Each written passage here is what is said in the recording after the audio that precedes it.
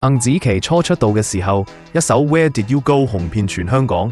當時17歲嘅佢，外表可愛，年紀輕輕，唱功已經比好多資深歌手更強，而且佢亦擅長作曲作詞，佢擁有明日之星嘅一切條件。當時大家都以為佢將來會喺香港穩定發展，以為佢將來每年都會橫掃香港各大音樂獎。但係出道嘅短短幾年間，點解鄧紫棋會受到好多香港人批評與憎恨，令佢轉移到其他亞洲地區發展？今次要講嘅係鄧紫棋嘅公關災難史。鄧紫棋嘅第一次大型公關災難，應該就係網上日記曝光事件。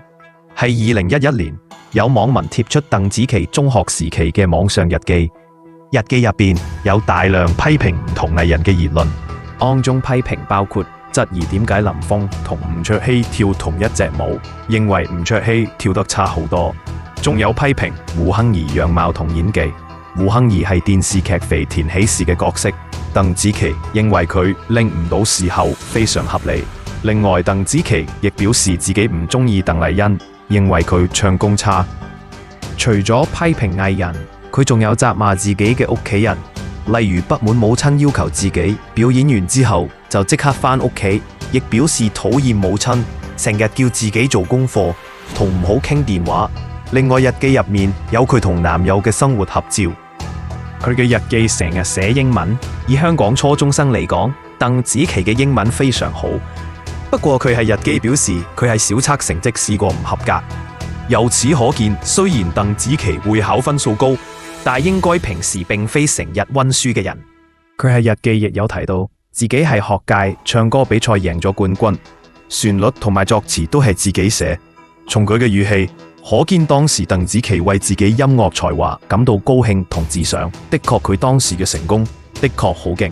值得一提嘅係，鄧紫棋喺日記開玩笑表示，初中時期好多同學話佢講嘢串，而佢本人都承認呢一點。從佢嘅日記整體咁睇，中學時代嘅鄧紫棋性格上係個普通嘅叛逆期開朗少女。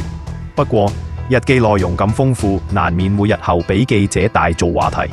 鄧紫棋失算嘅一點係，佢出道後應該將日記設定私人密碼，唔好俾外人睇到。2012年，鄧紫棋拍咗一條片，轟動全港，引嚟娛樂圈各方藝人發聲。事緣係2012年，鄧紫棋收到消息，自己係叱咤頒獎禮將會無獎，於是對外宣布唔會出席頒獎禮。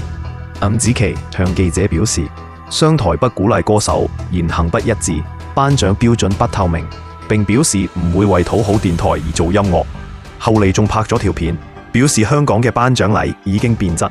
鄧紫棋依番言論非常有當年周杰倫批評金曲獎嘅風采，而鄧紫棋嘅經理人言論更具爭議性。經理人直指商台偏幫自己人，並表示銷量有2萬，Facebook 有37萬粉絲，因此輸得唔服。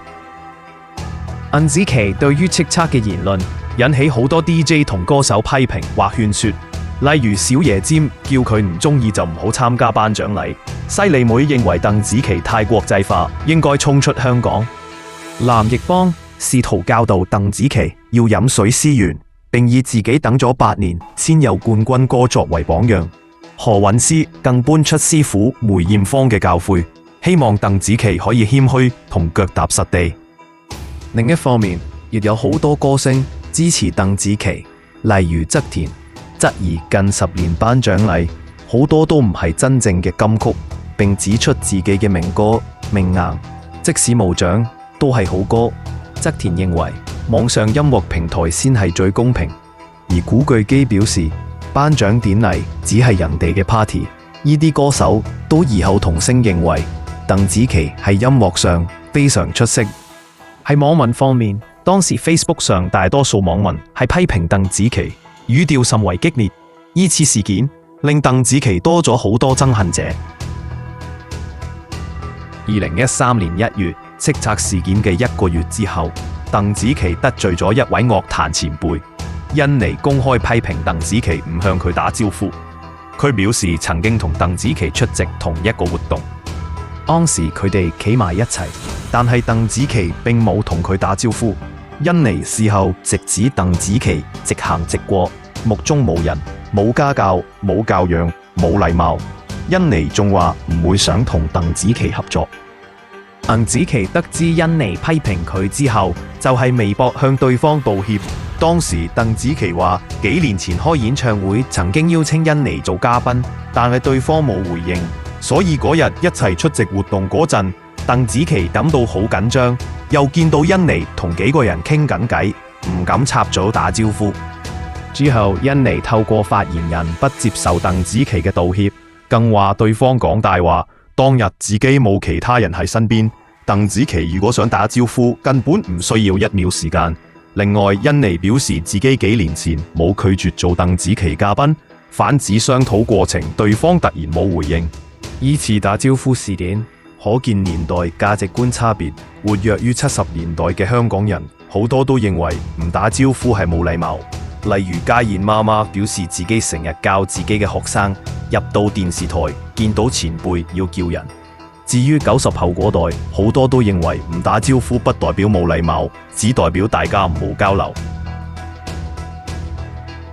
同年嘅8月，鄧紫棋又發生公關災難，今次係政治事件。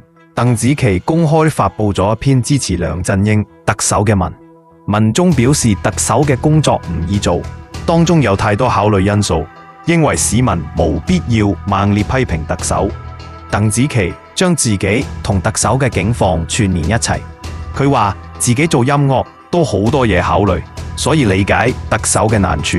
文中最後向特首講加油，依次支持特首事件，又再令鄧紫棋增加大量憎恨者，因為當時社會好多香港人唔支持梁振英特首。鄧紫棋寫呢篇文章，其中一個大動機可能純粹係想抒發自己受多人批評嘅情緒。當年佢同梁振英特首同樣好多人批評，因此產生共鳴感。2014年，鄧紫棋往內地發展，佢參加咗內地嘅唱歌比賽，名為《我是歌手》。呢個決定又再引起大量香港人反感，好多網民表示鄧紫棋飲水唔思源，拋棄香港市場。呢次比賽，鄧紫棋嘅參賽對手非常厲害，例如曹格、張傑，因此好多網民批評鄧紫棋自取滅亡，醜化香港歌手嘅名譽。比賽中，鄧紫棋嘅高音爆發，更受到無數香港人取笑。不過呢種高超唱功，令到鄧紫棋奪得比賽亞軍，喺內地大受好評。喺內地嘅人氣亦都急升，令鄧紫棋得到進軍內地樂壇嘅契機，從此成為內地受歡迎歌手。事實上，鄧紫棋參加內地比賽係絕境中嘅出路。當年佢得罪咗電台，香港無數人討厭佢，佢嘅唱片公司又只係細公司。如果佢留喺香港發展，佢嘅歌手生涯會非常困難。呢一年，除咗係內地比賽，鄧紫棋喺香港亦同各大頒獎禮有在惡化。例如係2014年1月，鄧紫棋經理人公開列出勁歌金曲嘅3大罪，包括唔俾門票歌迷，要求藝人衣着性感，但現場冷氣極大，仲有主持人唔尊重歌手，經常挖苦對方。鄧紫棋直指係歌手嘅悲哀。喺2014年10月，鄧紫棋接受明報訪問，可能因為係內地贏咗比賽，言論比以前更大膽。佢話香港樂壇應該毀滅，然後再重申。佢指出娛樂公司同媒體嘅壟斷，限制咗創新歌手嘅發展。鄧紫棋經理人表示，鄧紫棋未係內地贏比賽之前，係香港嘅市場非常艱難。即使觀眾已經知道佢唱得好，主流媒體都唔承認佢。其實類似說話，周杰倫當年喺台灣都講過，兩者分別只係周杰倫更加誇張，會出手打記者，同埋周杰倫一出道地位已經係樂壇第一人，所以防禦力比較高。而鄧紫棋雖然都好有才華，但當時樂壇地位唔算最高，所以外界能夠對佢傷害好大。係2015年，鄧紫棋嘅公關災難轉移到內地，當時《我是歌手》嘅電視台湖南衛視舉辦雙年巔峰會，鄧紫棋因為唔肯換歌，堅持唱自己歌，因而被導演洪濤喺微博公開表示要換人。內地媒體形容佢忘恩負義，鄧紫棋微博上有18萬個留言，大部分都係罵佢。湖南衛視之後幾年亦都冇再見到鄧紫棋出現。不過幸好地，鄧紫棋之後嘅歌手生涯安穩咗好多，少咗好多公關危機。係2018年，佢更加受邀請喺美國 NASA 頒獎禮擔任表演嘉賓。即使係一向討厭佢嘅香港人都非常佩服鄧紫棋呢次演唱。事實上，咁多年嚟，鄧紫棋好多言行都係受經理人公司控制。2020年，鄧紫棋喺訪問表示，當年係湖南衛視嘅演出，係公司叫佢唔好換歌。公司曾經同鄧紫棋講，佢只係公司創造嘅商品。喺低潮時期，鄧紫棋甚至患上抑鬱症。不過幸好係2019年，鄧紫棋終於離開咗佢長年嘅經紀公司。鄧紫棋嘅公關災難，除咗因為經理人公司嘅處事方式之外，亦同鄧紫棋本人個性有關。鄧紫棋遇到不公平嘅事，往往都會直接發聲，呢種敢言作風往往會引來好多敵人。不過自古以來，好多敢言又有實力嘅歌手，即使早期引來無數指責，最後都會受到萬世敬仰。今日嘅鄧紫棋已經係公認頂尖華語女歌手，事實證明，作品最終會逆轉輿論，才華最終會戰勝世故。